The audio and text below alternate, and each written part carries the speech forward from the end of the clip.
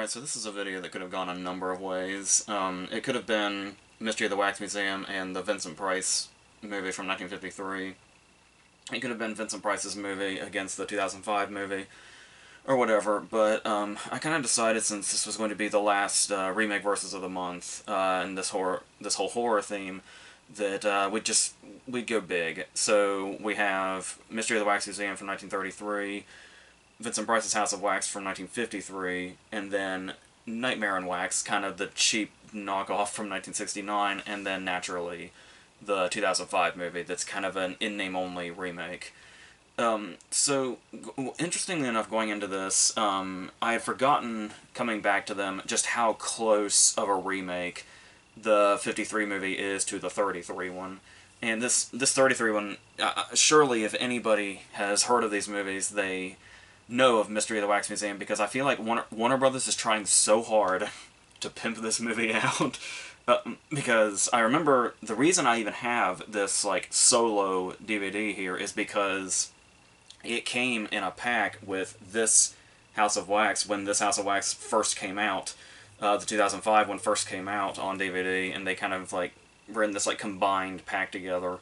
And that's how I ended up with that. And then later on down the road, I finally get the Vincent Price movie on DVD, and lo and behold, you'll notice at the bottom, the big special feature that they advertise is Mystery of the Wax Museum is also on it. It's one of those double-sided discs where one side is the 53 and the other side is 33. So they really want this movie to be seen, and going back to it, I'd forgotten that the 53 movie is pretty much a direct remake of it. Like, it's pretty much scene by scene, with some differences here and there that we'll talk about, for better and maybe for worse.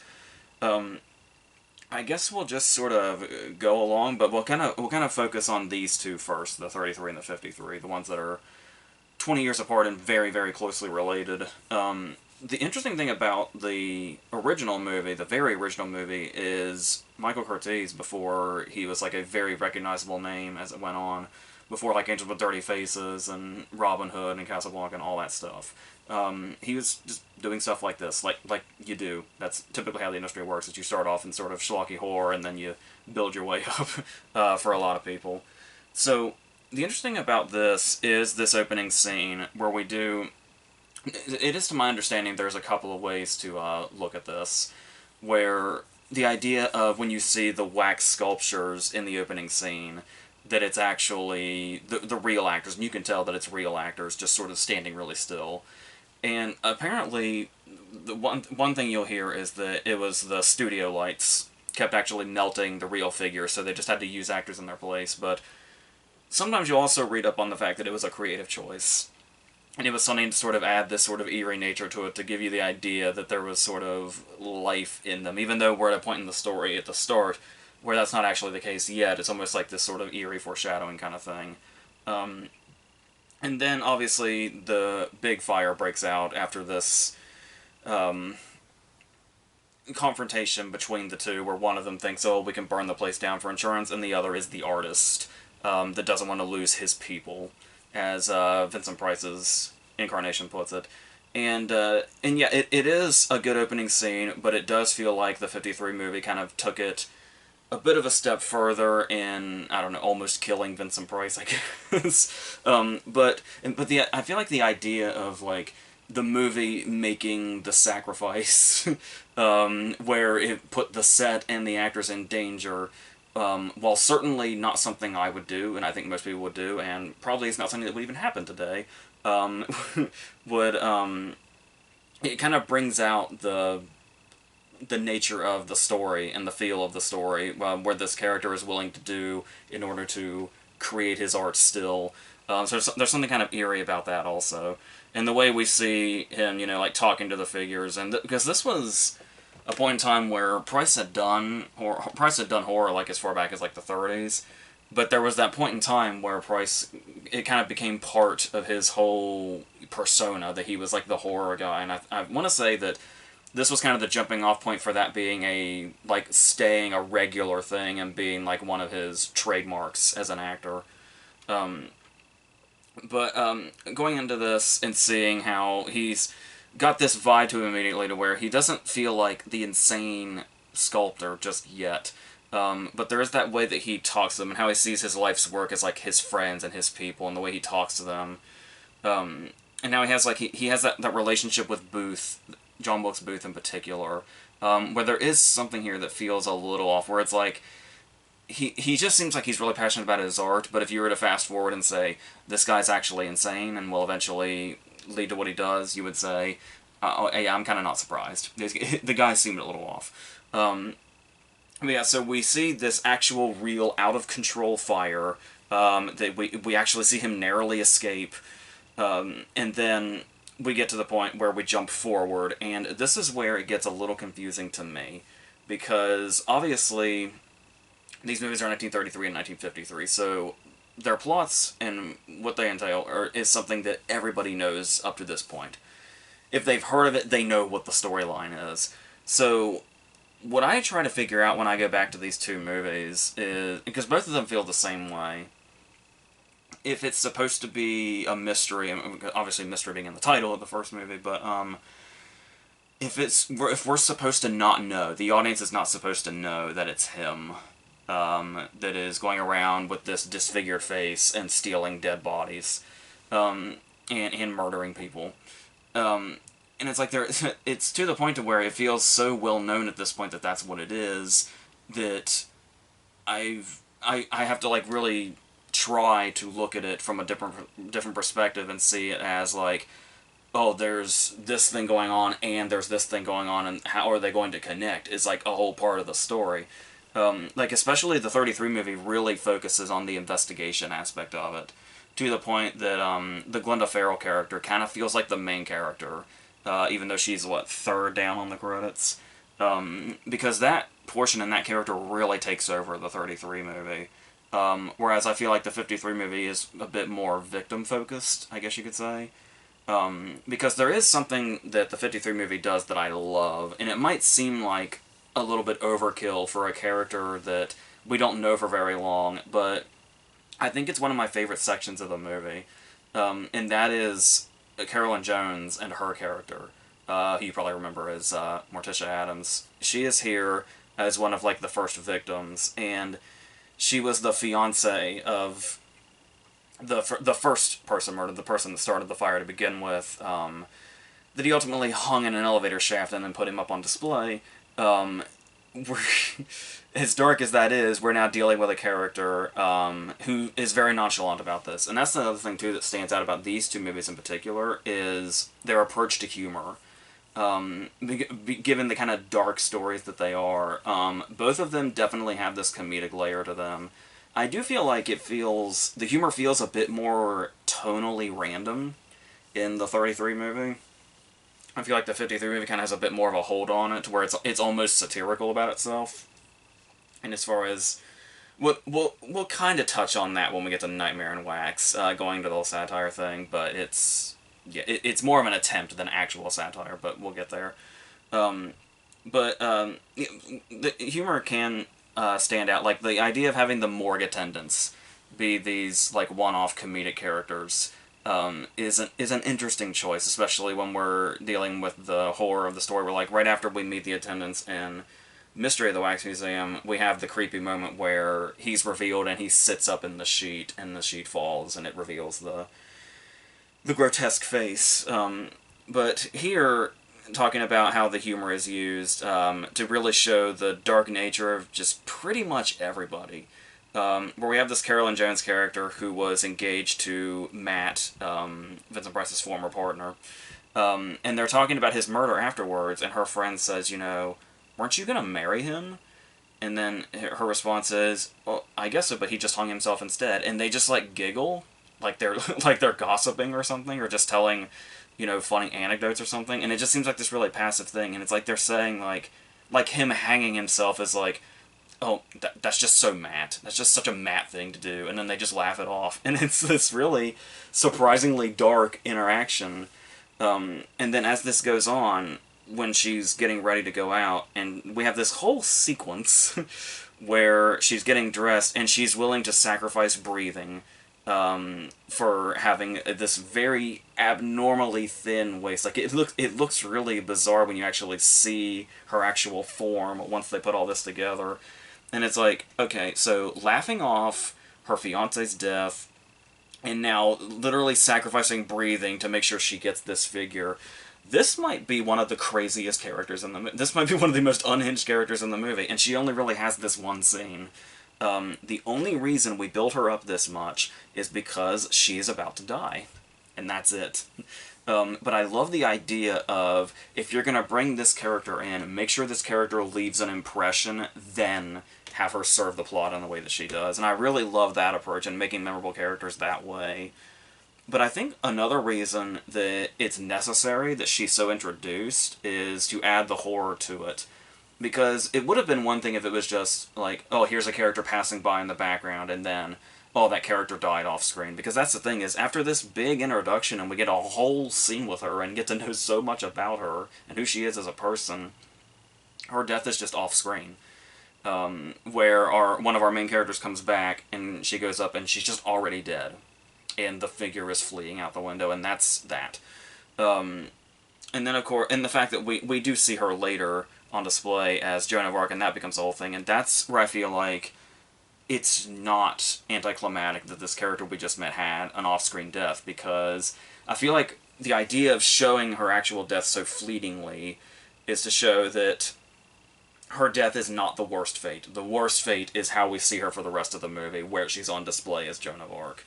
I also love the fixation on Joan of Arc, by the way. I don't think they really even go into this, but the fact that Joan of Arc died by fire. I find it very interesting that they chose her specifically as having one of the key historical figures in the museum, and how a character that seemed like they were going to be so crucial ended up becoming this particular statue.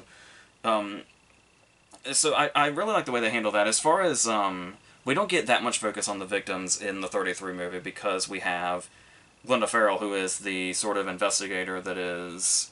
She would basically be right home in His Girl Friday or something like that. Like, it almost feels like she's in the wrong movie. And she could have, like, really broken out in this Rosalind Russell kind of way if she had had a part more like that, but instead is kind of stuck in this very sort of off-the-radar horror movie. It wasn't quite off the radar at the time as far as its content, interestingly enough, which we can talk about.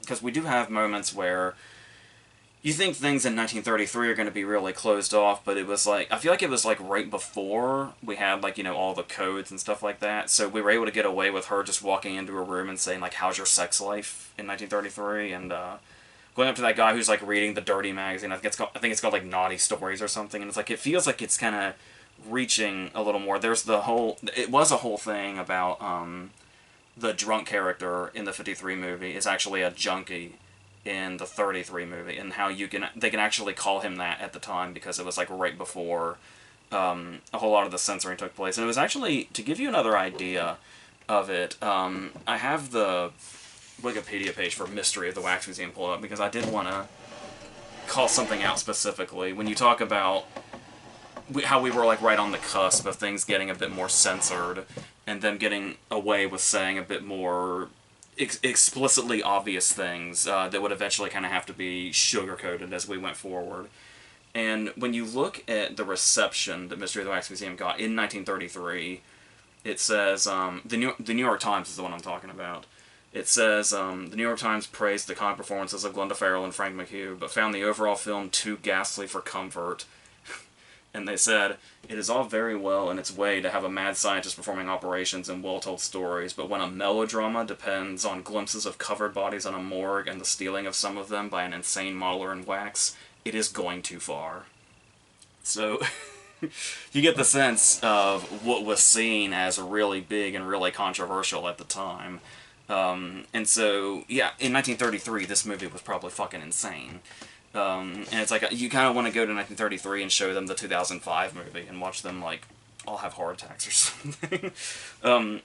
But, yeah, so looking at it from that perspective, I can get more appreciation for it for sure. And there are moments in it, like there's the very suspenseful scene where she's hiding in the workshop and stuff like that. I do think it sort of, we just talked about King Kong. I do think this movie, which was the same year, does underutilize Fay Wray quite a bit. She does have, like, they use her scream for sure, which is like what she was known for and everything, but I do feel like that she did have more to offer, but it was this case of like, you know, oh, she's like the original Scream Queen, so let's just make her do that thing, which makes that character itself feel very underutilized. But like I said, it does seem more focused on the Glenda Farrell character, and she's the one that definitely brings life into it. But what I really love about the 1953 movie is the Carolyn Jones stuff is just one scene and just one thing that I love about the movie. Whereas you can pretty much say that Mystery of the Wax Museum is like its whole foundation is this Glenda Farrell performance. Like that's where most like despite all the crazy shit that's going on here and some genuinely eerie imagery we have, the most life in it by far is the Glenda Farrell performance, and I think that's why they focus so much on it, and everything else kind of feels surprisingly kind of low key to a fault by comparison. So taking that energy that the Glenda Farrell character has, I feel like they utilize throughout the 1953 movie, which I really like, where you've got, you know, Carolyn Jones bringing it to her scene, and you've got Price's just sort of general presence here also, where it's like, whether it be when he's the monster, monster in quotes, because I love the way, when he's first revealed, the way he, like, creeps out from behind the chairs, and how there is something, like, genuinely monster-like about him, where you can almost believe he's inhuman by, like, the way... Because obviously we know that, you know, he can't walk in the way that he used to, and he needs crutches and everything, so when we actually see him walking around as the, in quotes, monster, the way he's moving is so abnormal. And it's like that on top of the grotesque face. I love that he's almost like otherworldly and like inhuman when he's going around doing all the dark shit. Which, like I said, is a way that feels like it's intentionally hiding the fact that we actually know who this character is. With the big reveal of when she smashes his face off in both movies. And it's like when you see what's kind of like when you see the face go and then with the real face underneath, it feels like kind of a precursor to the big reveal in The Abominable Dr. Phibes, which is also Price, and which is another movie that I intensely recommend. The Abominable Dr. Phibes is amazing and fucking nuts. So be sure to do that if you haven't also. Something interesting about the 53 movie as well is just the massive sort of spectacle that it was, because, like I said, we had this very...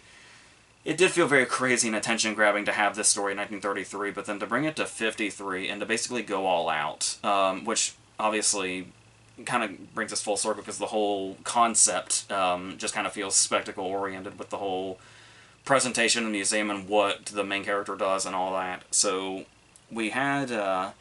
It came out in 3D, which of course is this cruel irony that the director was blind in one eye, so he had no sort of feel of what that was, or what that looked like. But they also put an intermission in it. The movie's an hour and a half, which I think the only other movie of this length or close to it that I've seen have an intermission is Dial M for Murder. But this one, like I said, has that spectacle aspect to it. Especially when it comes right in, like right before the museum is reopening. So our reintroduction to the story when the intermission is over is the paddleball guy. And it's like, it's one of those cases where you can really see them utilizing what would have been the 3D at the time. But this guy, in the way that he like breaks the fourth wall, where it's like he's talking about coming into the museum, but he's also clearly talking to like audience members in a theater watching House of Wax in 1953. And it's this really sort of... It kind of goes into metatory before meta was even really much of a thing. Certainly not in the 50s, I wouldn't think. And the way it, like I said, feels like this grand spectacle of everything, and then it's sort of leading us in. Like there's... When Price is taking us on the tour, that's the thing also is, Price can play the monster, but he can also play the guy that's passionate about his work and is somebody personable. When he's taking them on the tour, it feels like we're taking the tour. I feel like that's another aspect that the 3D probably utilized, was making the audience feel like they were going on a tour of this wax museum, with Vincent Price being the tour guide, and how well they pull that off. And even just the little throwaway jokes, like the shortcut to divorce about the guillotine and all that. And And obviously we introduced other characters here. Some people that we might have seen much later down the road in more recognizable fashion, like Charles Bronson as like sort of his main sort of henchman of sorts and his assistant sculptor, who is going by Igor or Igor. There's the Young Frankenstein argument of one or the other, and I also think both movies go back and forth because that was actually the name of the original character, the sculptor himself, in Mystery of the Wax Museum, but then they shifted. I think they were worried about pissing off, audiences or something. But I read something like that. So they made the assistant with that name now, and when he has like that, he's obviously bringing a presence here where he has no dialogue, and it's like that's kind of where you can see the makings of what would make Bronson kind of a star, where it'd be more of his presence than how he handled dialogue or anything like that, or like more traditional acting. And then you just have moments that are really memorable visuals, like when his head is a part of the lineup, and he kind of blends in for a while until he starts moving. I feel like that's a pretty iconic shot in horror movie history. And then, like I said, the investigation aspect is here, but it definitely feels like we're much more focused on what we'd rather be focused on in the 1953 movie. Like I said, I love the Glenda Farrell stuff, but it does feel like we're kind of missing a lot of the horror aspect, and we're not like diving into the concept as much as we could be when we focus too much on that. So I like that it's kind of the investigation aspect is kind of a side thing here, and it feels like we're much more focused on Price and what he's doing and the effects of that, and the possibilities of what could be going on here, and then ultimately getting to our sort of big reveals. And because of that, I really love the Price movie. It's definitely one I'm going to come back to much more than Mystery of the Wax Museum, which, like I said, just kind of feels like a sort of, almost like it's a very direct remake, but at the same time, it makes Mystery of the Wax Museum just feel like a blueprint for what could be. And then the 53 movie became what that ultimately was. So, a lot of appreciation for that. Not as much appreciation. I guess we can go on to 1969 with Nightmare in Wax, which I don't even know if it's supposed to be, like, if they were intending it to be some sort of remake or reimagining or what, or if it's just a very cheap ripoff in hopes of cashing in on it. I really don't know. It seems like a pretty late cash-in. They're like, what, 16 years apart? But it's gonna try. It's gonna do it. I was gonna say it's gonna try, but I don't even know if it's really trying. Because obviously, when you're in this sort of box set, it's very likely you're gonna be a very cheap, low budget, not particularly high quality sort of thing. So the other thing in here is Stanley, which was like the Willard knockoff, but with snakes instead of rats. There's so that's where you're gonna find like Nightmare in Wax. So it does have an interesting idea though, where we did have, the sculptors in the first two movies had historical figures, and that whole thing. It was almost like a history museum of sorts. Here we're going into the movie industry now and setting that up as like an actual plot point. Where it's like it's actual figures of these Hollywood figures, but also taking place because the evil sculptor now was like a former visual effects guy, and then something went horribly wrong at a big Hollywood party where the studio head set him on fire for some reason. It appears to be, part of it feels like an accident, part of it feels like intentional. I really don't know. It kind of looks like, it has to feel like it's trying to do Argento or something. But this might even be pre-Argento, I don't know. It's, because I typically associate Argento with the early 70s, and this would have been like going right into that. So maybe this movie just got lucky, and it's, but it feels like that kind of thing, but that's setting it up for quality that it is not, and will never reach. Because we do have Cameron Mitchell here, and tell me if this is coincidence, his character's name is Vincent, I believe. So, at least in 2005 movie, we know it's on purpose, but I don't know if Nightmare on Wax is trying to hide something or what, but it's doing it poorly. And so, yeah, like the other characters, he's been disfigured by fire, but instead of having the great, grotesque makeup that, Price and Lionel Atwill had, we have an eye patch and what appears to be shit dyed gray just smeared across his face. Like, one smear and then one other smear and an eye patch. That's the disfigurement. And you can almost say, like, you see a villain, an evil, an evil scientist-esque villain with an eye patch. You think, oh, this must be campy heaven. Not really. It all just feels really, really cheap and pointless. But we do get the moments here where he does have full conversations with his works. And the thing about that is, I almost feel like it fits. Because, like I said, we had, these characters talking to the wax figures and seemingly developing relationships with them, basically for the sake of being creepy, but it worked. And showed that it was his obsession that brought him to do what he did. So here, what I can see it as is, like, it feels fitting to have melodramatic monologues from this character, because we're talking about being in the movie industry and actors and stuff like that, and the fact that he's taking actors and putting them in the sculptures and all that. So, like, it almost seems like they're trying to do something there. There is something in Nightmare on Wax in general that feels like it's trying to be this big, biting Hollywood satire of sorts, but it just doesn't quite know what it wants to say or how it wants to say it, but it's like, it's almost there. It's just like, if it just moved like one more inch to the left, it might have had something really clever going on.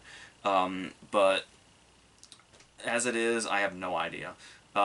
We do have Barry Kroger here, who is very convincing as the sort of slimy studio head that's kind of at the top of this sort of revenge totem pole that's going on.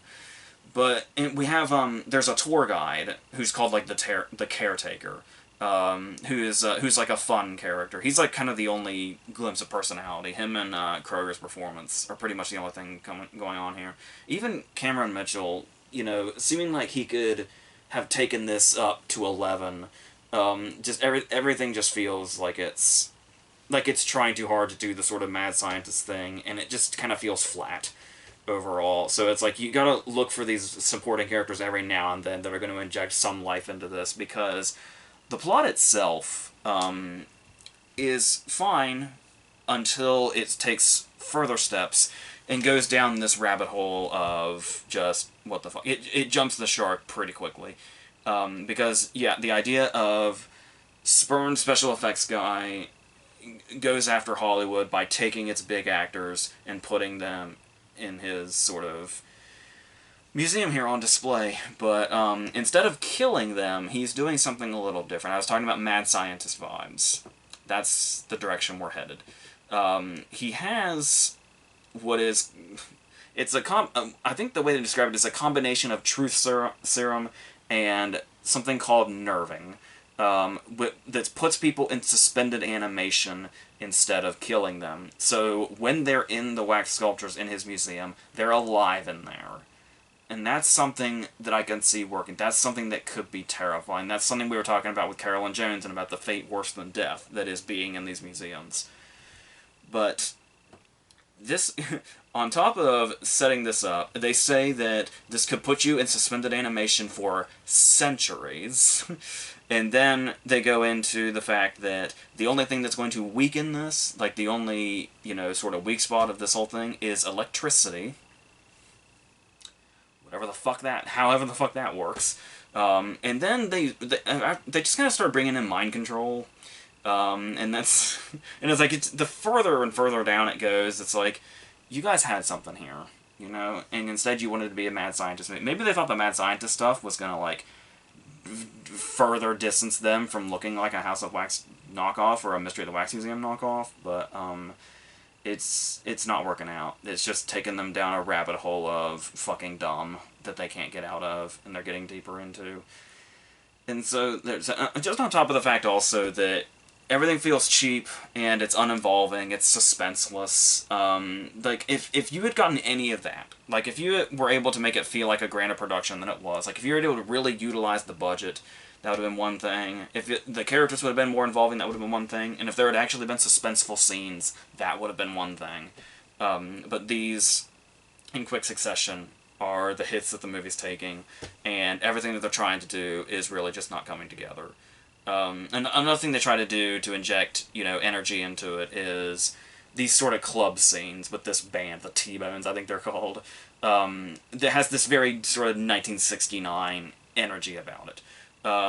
And you can see something there where it's like you see, the bright side of Hollywood in 1969 with the clubs and the interacting and the mingling and all that, the 60s music and all that, and the costumes and clothes and all that. And then you have the dark side, which is, his plans, where it's like on the other side of this bright, energetic nature, we've got the shit that he's doing. And we have moments where it seems like, the effects of this, serum are supposed to have this creepy effect, where it's like they just kind of have like this dead state to them, and they just kind of repeat things on a loop. I can see where that might have been creepy under any other circumstance, but like I said, everything just feels cheap and completely scareless and suspenseless, and that's not working out. But the thing that I think leaves the worst taste about Nightmare on Wax is, like, you look it up on IMDb, it's got like a 3-something out of 10. And I'm going to assume, while the rest of the movie is kind of shit, despite having some good ideas, it wasn't quite able to expand on in an effective way. I imagine the thing that really leaves the bad taste about Nightmare on Wax is the ending. What is the ending of Nightmare on Wax? I really don't think I fucking know. Because here's the thing. I feel like it sets up a few possibilities. I mean, I don't think that's even the point. Like, I don't think it was the intention to say, like, oh, the ending is up for interpretation. I think something just went wrong. I think the editing room exploded, maybe? Like, the editors died halfway through. They literally lost their will to live making this movie and trying to put it together in a coherent fashion, and they just passed away, and then the movie was just released as it was. Because once everything goes down, it seems like it starts to turn into a nightmare sequence where everybody that he went after and was putting in his museum comes to life and begins laughing at him, and then everything goes blurry, and then it appears like he awakens, and it's about, we're talking about him going to that party where he got disfigured, and so we see all that play out again in like blurry recap footage. And then it's him freaking out, undisfigured, and then it just ends. So, worst case scenario, they're trying to convince us that the whole movie, from beginning to end, was a dream sequence. Whatever that may be. Maybe it's a premonition. Maybe they're doing that, where the events of the movie haven't happened yet, but they will. Once again, don't know what the purpose of that is. Or everything does happen in chronological order, and everything's just really poorly edited. And we're just jumping back and forth in time for seemingly no reason. I really don't know, honestly. I know when you do videos like this, you're supposed to have the answers. You're supposed to say, I will tell you everything about this movie. I will explain everything in every detail because you're too stupid to know or something. You're too stupid to figure it out. But we, the gods of YouTube, will tell you exactly what went on. I gotta tell you, I don't... So I have a contempt for those kind of condescending videos, and I would take a condescending video right now to tell me what the fuck happens at the end of Nightmare on Wax. So, if anybody out there happens to know, please tell me. So, let's leave that in the dust and go to 2005. So, what's interesting about this is that I've been talking about, Prom Night and The Fog and whatever the last one was we just talked about that I've already forgotten. And we've been talking about how the mid-2000s remakes have been... When a Stranger Calls. That was it. That the mid-2000s remakes were just a terrible era for horror. But if I remember correctly, Prom Night, When a Stranger Calls, and The Fog were all PG-13 remakes. And once again, I don't want to go into this thing and dwell on this thing about how, being R-rated ultimately makes you better. Because that's not always the case. And adding more gore isn't always better. Adding more sex and nudity isn't always better. But it is interesting that I have to say that when the 2005 House of Wax came out, I was into it. I dug it. I saw it a few times, and I really liked it. And I've actually revisited it twice recently. I watched it during October last year, and then I revisited it again to talk about it now, and I'm still really into this movie. Like something happened, and they actually pulled off one of these remakes. And the thing about it is, what we've been talking about how these mid 2000s remakes were handling things, and it's like kind of the more distance they feel from their original, the worse they got. So it's very interesting to me that the 2005 House of Wax just took a completely different approach entirely. It is definitely an in name only remake for sure. And so you think you have this creative concept, and even take Nightmare on Wax into account, and it's like having a particular setting about it being about spectacle and these very high profile museums and the sculptors and how his obsession with his art brought him to this insanity. And you take that, you put it in 2005, and you essentially just make it a slasher movie.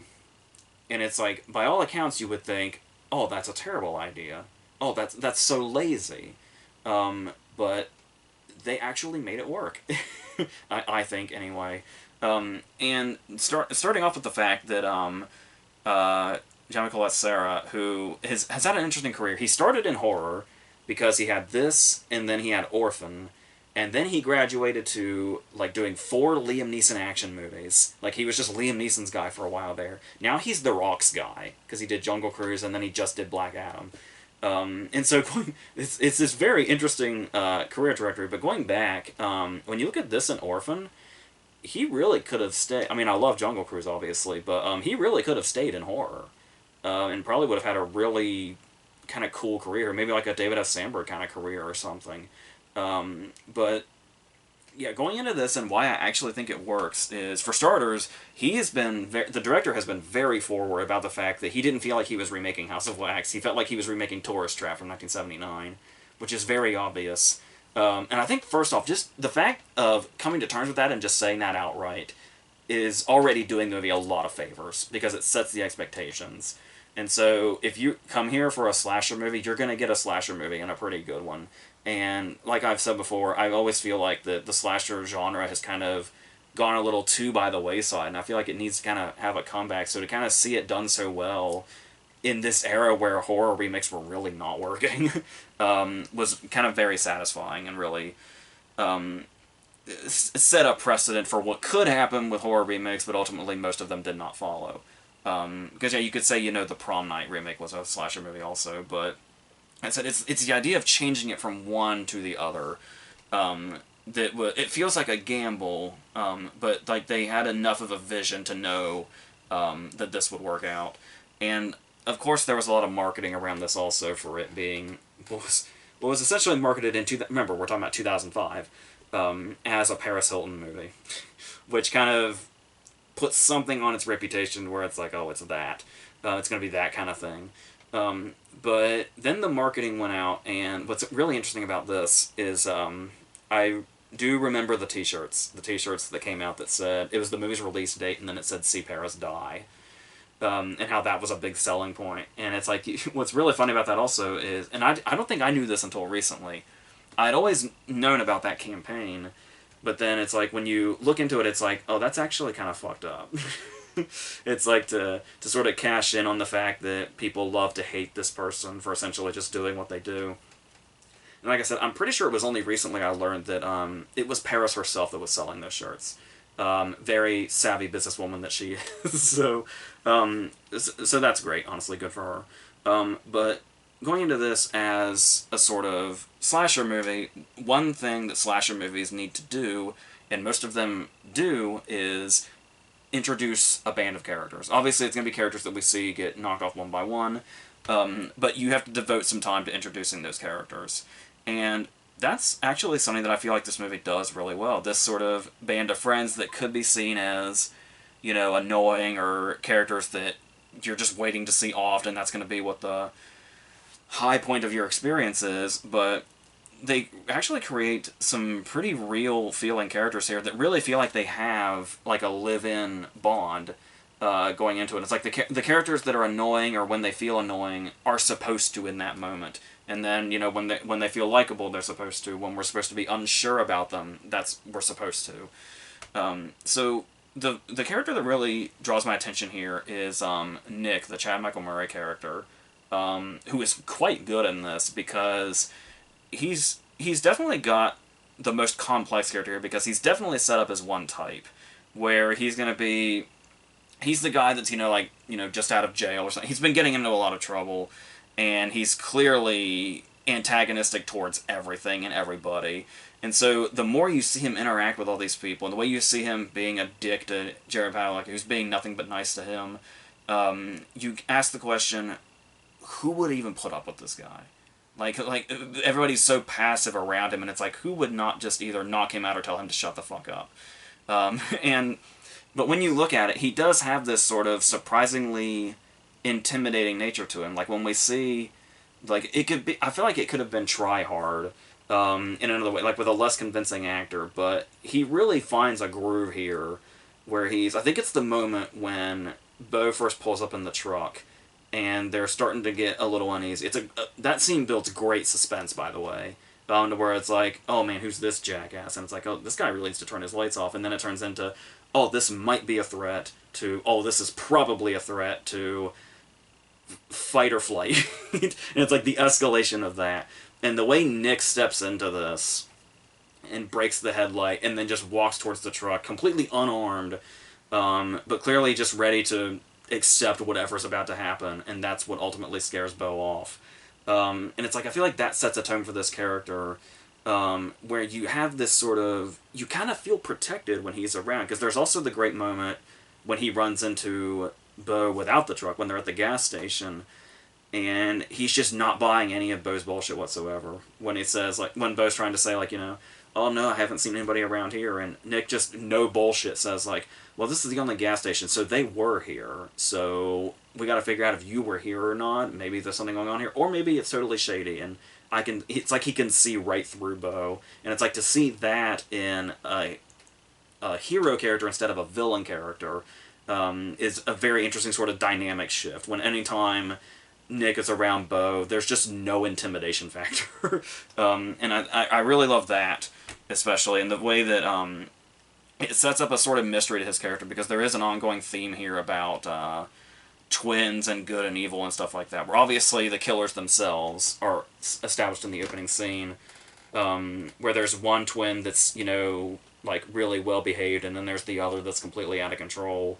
And then we see the same thing with Chad Michael Murray and Alicia Cuthbert here, where Alicia Cuthbert seems to be the sort of, good one, and then he's the troublemaker and all that. And then they kind of go onto this further with, I love the detail of playing Whatever Happened to Baby Jane in the theater, and kind of having that sort of constant sibling and good versus evil sort of vibe going on, and how both of those can coexist in this very close way, such as twins.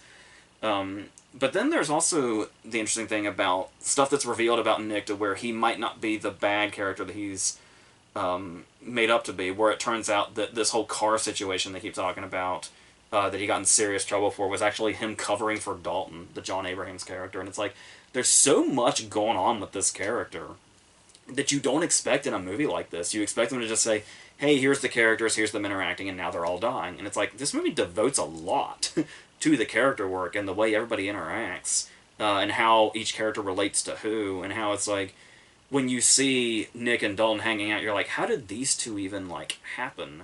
But then as it goes on, you see what one has sort of done for the other, and then there's the moment where Nick finds Dalton's body after he's been decapitated and he's been encased in the wax, and there's like a real heartbreak in Nick. Like, there's a whole character thing going on through this movie that's really well done. And it's even when they're all together also, like right before the scene where Bo shows up in the truck, when they're just camping out and tossing the football and drinking, and Dalton's getting his makeover and all that, it feels like a real friend group. And you kind of get that vibe also. I remember way back in the day listening to the commentary on the DVD, and like a lot of it is them just sort of like roasting the dialogue and roasting each other's performances and like line deliveries, and you just really feel something between all these people, and it just really works. And then it actually sets up real feeling stakes when it gets to the point that they're getting offed, which means there's going to be real suspense, which is something like Nightmare on Wax was completely missing. And like I said, and the way like they established like the Carolyn Jones character, while it didn't really lead to a suspenseful scene, it did pay off in its own way. But I love the way we're able to use character and make sure that's what's sort of ramping up the suspense, where we're actually getting to a point to where it started off with, I'm coming to a slasher movie, I'm going to see people get offed, to now it's characters that you don't want to see off. So when they are getting off, there's an actual real fear here. Even Paris, getting chased around the, sugar mill and all that, there's an actual... The chasing was there is actually genuinely suspenseful, because what I really love especially was building up that Paris isn't the character that you think she is, because you go into a movie that's establishing itself as, this is the Paris Hilton horror movie. You think she's going to be the idiot character that's making all the idiotic decisions, and then ultimately gets herself killed. When she's the one that's saying, like, yeah, Alicia Cuthbert wants to follow the really bad smell of the roadkill and go into the woods for it, and Paris is the one holding back, going, okay, why would we follow the smell? Like, why in God's name would we do that? And she's the one that's, like, the reasonable one. So it's actually, once they've turned that on its head by the time we get to the point where she's being chased around. And it's like when it gets to the big selling point of Paris's death scene, it's actually kind of tragic. So, so the way they were able to pull that off, I feel like really works. And like I said, these scare scenes that just happen in themselves, like the point of view shot. I talked recently about the stuff I like. Somebody asked me how much I like, or why I like The Last Exorcism from 2010, and I was talking about how creepy it is. And one of the really creepy scenes about that movie, which is a found footage movie, is when the person that's the threat, the possessed person, has the camera, and we're looking from their point of view. And 5 years before that, we had this scene. I mean, yes, Peeping Tom exists, I know, but talking about these recent iterations from like this 2005 to 2010 area, you have this moment where Vincent picks up Dalton's camera, and is just watching them all sleep. And it's kind of this sort of reveal of sorts, if I remember correctly, where it's like, you kind of think maybe it'll be a prank or something, or it's like a misdirection or something, but then, like, it'll just be Dalton has the camera, or somebody else has the camera, but, we see everybody. And so, by process of elimination, we know none of the people in the friend group are the ones with the camera right now. And that sort of realization, that slow realization of the fact that it's Vincent that has it, it's kind of a terrifying scene, and it really, really works. And we also have the big red herring and Damon Harriman here. Damon Harriman, I think before anybody knew who he was, is the roadkill guy. Is he a red herring or is he not? The final twist makes us question that, but regardless, talking about taking the concept of House of Wax, like these previous movies, and then updating them, what I really think is interesting is talking about how the way Wax Museums were seen, where we're talking about the spectacle of the 1953 movie and the way it plays it up like that, and how Wax Museums were this really big event, and it's like, doing that in 2005 would probably be difficult. So the idea of taking it and making it this sort of relic, this very dust-covered, eerie, abandoned sort of thing, was pretty much the perfect way to go. And it's like, to take a Wax Museum setup and make it creepy in 2005, that was it. That's how you would do it. And especially the fact that when they talk about, like, aren't Wax Museums supposed to have, like, famous people and stuff like that? And it's like, the added nature of, you're already in this sort of unknown place, and it's like, everything already feels like, foreign and distant. So then you come in to this Wax Museum, and just, like, you see nothing that you recognize, and it's like, just these random eerie figures, and just everything feels off and creepy. Not to even mention the little figurines that Vincent made that are on the shelf that are just like these really deformed, like half human, half creature kind of things. It really, really sets an eerie tone. They even, dare I say, they even do an effective jump scare. This moment when Wade is going around sort of knocking on the windows, and Alicia Cuthbert, whose name I cannot remember right now, her character name I cannot remember, is looking around here at all this creepy stuff, and then there's a knock at the window in the distance. We hear that it's a distant knock. So when she turns around, we're expecting to see maybe Vincent in a window from a distance.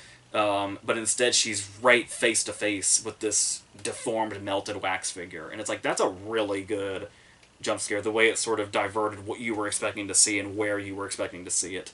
And like to have it right in your face unexpectedly is a very effective way to do that. And yeah, just the idea of even I love the idea of how this wax museum would be creepy even if we didn't know there's real bodies underneath that are decomposing. And like that's because that's, you know, I guess you could say, you know, maybe it's a little creepier in Nightmare on Wax because they're still alive and for them it's scarier.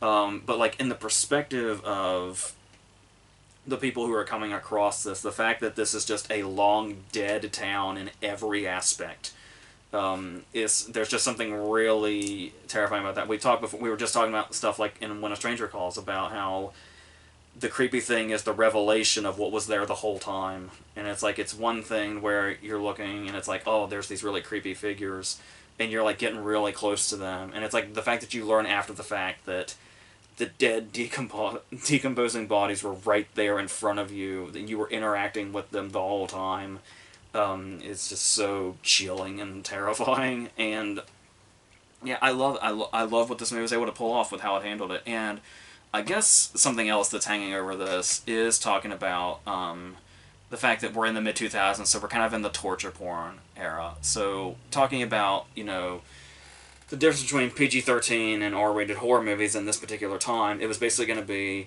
either you're PG-13 and you're extremely watered down, you have no scares whatsoever, and that's it, or you're R-rated and you're torture porn. There was like hardly any in between for a little while there. And yeah, you get the sense a little bit, sure, that this movie was made in kind of the torture porn era, where there are scenes that kind of go a bit above and beyond, but as far as the gore goes, but I still feel like they're effective. And we talked about this when we talked about Hostel in a video years and years ago, about how gore can be utilized and still be scary, because there is this sort of belief, and mostly a true belief, where there is a separation between actual scares and just gore, and how more often than not the two can't seem to coexist with each other. It's either just one or the other. But I was talking about how I felt like Eli Roth found that in Hostel, a way to use gore and be scary at the same time. And to kind of have that shock value that actually works. Like her getting her lips glued shut and having to pull them apart in order to call for help. And how like it presents an actual obstacle that she has to go through, and having to get out of the situation just involves gore. That's literally the whole setup of Saw, is to damage yourself in order to be able to get out of a situation. And I feel like it utilized that pretty well. And then there's stuff like Dalton's death scene, when it's definitely gross when he gets the head scissoring, and you can hear that separation sound effect when he drags his body away. It's fucking disgusting. But commendably so, because that's the point. But it's the way also Dalton's death is handled, because it's not just, oh, we're just getting to the gory kill scenes. There's lead-in to these death scenes. Like I said, there's the whole suspenseful chase scene with Paris before she gets her death. And there's this moment with Dalton that's kind of shockingly real, where he has this moment of desperation where he's getting chased by Vincent, and then just as Vincent catches him, he says, wait, hold on. Like he's going to be able to reason with him. And I don't know, I feel like that's just such an eerily real moment where if you were literally grabbed by a slasher that was getting ready to stab you and kill you and maim you, your initial response would be like, wait, can I talk you out of this? And so just something about that always grabbed me. And then there is the horrible fate of Wade.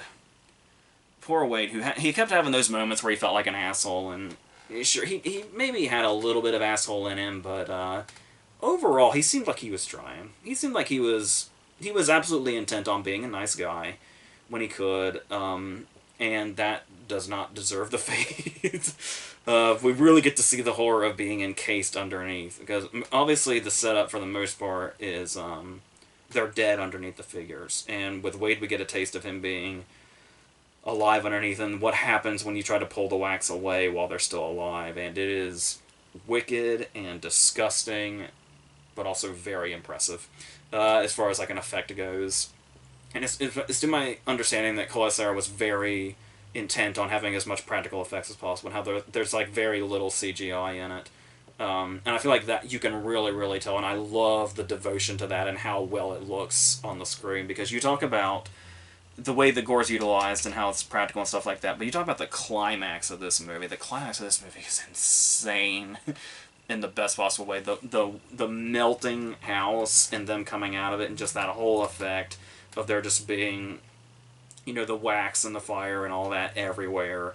You really feel the sense. I think it was when she's stuck in the bed, it was like peanut butter or something. And it's like just that whole sticky, consuming, quicksand-like nature of it just really, really comes through. And it's in a way that only a practical effect could pull off. And I really love the devotion of that. I feel like that's something else that really makes this movie stand out. As far as how effectively it does what it does, and how good it looks on screen, and how different the feel of the movie would have been if there was a lot of CGI and a lot of non-practical stuff. It would have definitely felt like a different movie, a much cheaper movie, and it really, really makes the difference when you commit like that and go all in on making everything as real as possible, whether it be the effects and the sets themselves or the characters even. Also, not to mention something else this movie does that many can't seem to pull off well is it's got multiple twists up its sleeve that it hides very well. The whole idea of setting up that the House of Wax is the House of Wax, and then the reveal that the whole attraction is the entire town, and how just everything has been fake up to this point, and the way they sort of hide that. It's I feel like it's obvious when you know, but I feel like I specifically remember when I first saw the movie, that was a pretty big twist. The whole idea of seeing the people at the funeral and stuff like that, and that one quick shot of the priest, was very convincing to tell you that there were people in the town. It was just not a very highly populated town. And then the big reveal of that, and then there's the other big reveal of talking about the good twin versus evil twin thing, and how our opening scene is the well-behaved one and the out-of-control one. And how it's clearly setting up that Vincent's the out-of-control one and Beau was the well-behaved one, and the fact that it was the other way around, where the one that's super scary looking now was the one that was well-behaved, and the guy that seems like the normal guy that's going to help you out, take you to the gas station, get you the fan belt and all that, is the crazier one. I felt that was really well executed. And you know, so even little things like the reveal of Dalton being the one that was the catalyst for the car situation. It's like the way that it's able to just reveal these things about itself and have surprises up there, whether it be character driven or story driven or whatever. There's so much about this movie that works, and it's a 2005 slasher remake of a movie that wasn't even a slasher movie. It's weird how much this movie works, and I love that I still love it as much as I do. To the point that I really, really love the Vincent Price House of Wax. I really, really do. But weirdly enough, we've got 4 movies here, and I think the 2005 horror remake is my favorite one of the group, to be honest with you.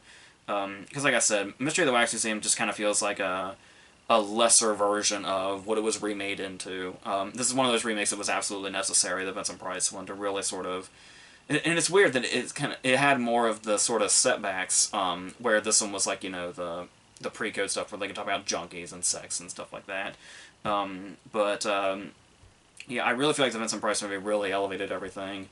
Nightmare on Wax is obviously the bastard child, just the knockoff that was barely trying, that almost had something going, but preferred to be lazy and try to be some sort of mad scientist movie and just failed miserably.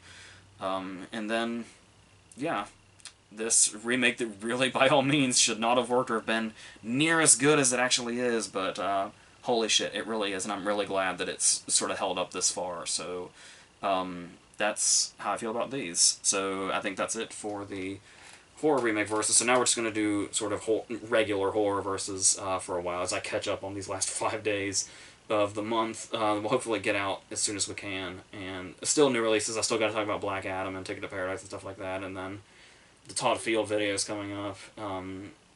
There's a lot to do with the Stephen King series. There's way too much to pack into 5 days, but I'm working on it. So, so yeah, and then all the other stuff. So until whatever the next thing is, I think that's it.